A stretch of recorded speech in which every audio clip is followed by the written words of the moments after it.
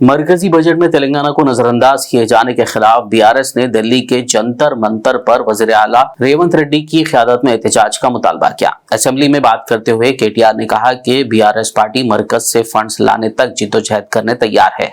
उन्होंने रेवंत रेड्डी की क़यादत में कुल जमाती टीम को लेकर दिल्ली रवाना होने तजवीज पेश की और कहा कि हम शाना बाशाना खड़े रहेंगे।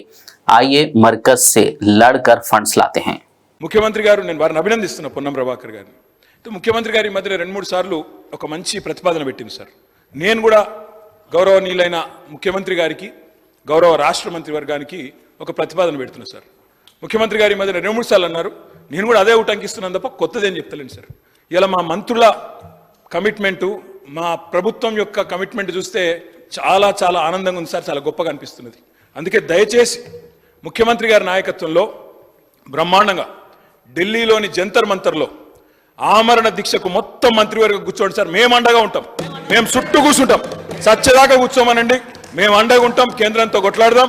మొత్తం మంత్రివర్గం మంచిగా జంతర్ మంతర్లో కూర్చోండి, ఎమ్మెల్యేలు అందరం వస్తాం, ఎంపీలు అందరం వస్తాం, అందరం పోయి కూర్చుందాం, అంతూ చూసుకుందాం సార్. ఎందుకంటే ముఖ్యమంత్రి గారి మధ్యన ఒక్కసారి కాదు, రుణమాఫీ అంటే హరీష్ రావు దీక్ష చేయాలంటాడు, ఉద్యోగుల సమస్యలు నిరుద్యోగుల సమస్యలు అంటే నన్ను ఆమరణ దీక్ష చేయమంటాడు. అందుకే నేను అడుగుతా ఉన్నా సార్, మొత్తం కేబినెట్ కూర్చోండి, మేము అండగా నిలబడతాం, 1000 మంది వస్తాం, మీరు నిధులు తెచ్చుడో कैबिनेट को ఏం కావాలని నేను కోరుకోను సార్, ఆమరణ దీక్ష కూర్చోవాలని చెప్పి दिल्ली के जंतर मंतर पर बीआरएस की जानिब से एहतजाज की तजवीज पर सीएम रेवंत रेड्डी ने कहा कि वो भी मरण भरत करने के लिए तैयार हैं। उन्होंने सवाल किया कि क्या केसीआर भी भूख हड़ताल के लिए तैयार हैं।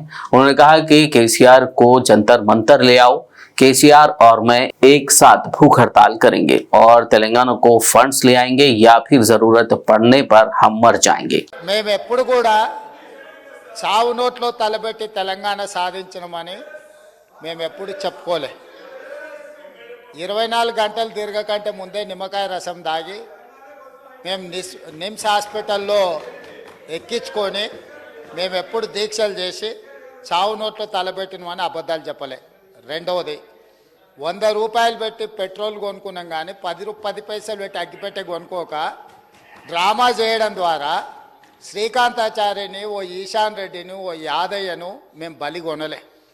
మేము ఎవరి శవాల ప్రాతిపదికనో ఎవరి ప్రాణాల ప్రాతిపదికనో మేము అధికారంలోకి రావాలని కోరుకోలేదు.